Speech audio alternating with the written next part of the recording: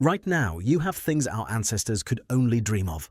Warm homes, food whenever you want it, medicine, endless entertainment in your pocket. Your life is safer than any human who lived 10,000 years ago. More comfortable too, and yet something feels off. We have more than ever.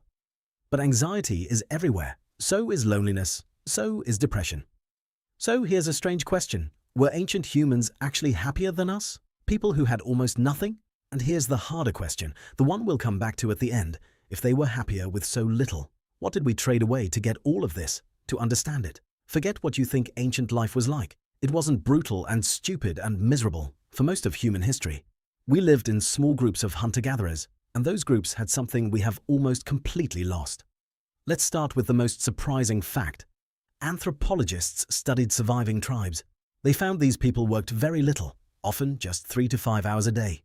The rest of the time was spent resting, and talking, and being together. Compare that to now. We wake to an alarm, we rush, we work 8 hours, sometimes 10. Then we come home too tired to do anything but stare at a screen. Our ancestors had something we crave and rarely find: time. But the deepest difference isn't how they spent their hours, it's who they spent them with. An ancient human was born into a tight-knit band. They knew everyone around them. They were never alone. We live in cities packed with millions, and we have never been lonelier. We have hundreds of online friends, and no one to call at 3 a.m. And here is the cruel twist. Your brain still expects that small group. When that need goes unmet, it treats it as a kind of starvation. Loneliness is a link to the same harm as smoking. There's one more layer. An ancient human compared themselves to maybe 30 people, and they were good at something within that group. Now you open your phone. You compare yourself to the richest and most beautiful people on the planet, every single day. Against that, almost anyone feels like they're failing. But let's not romanticize it.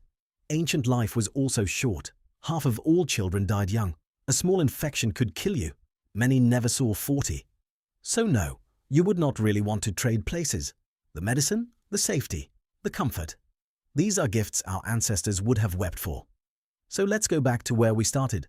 That feeling that you have everything, and still something is missing. Now you know what it is: an ancient brain, built for a small circle and a clear place in the world, trying to make sense of a modern one. Our ancestors weren't happier because they had less. They were happier when they had each other. And that is still something you can choose.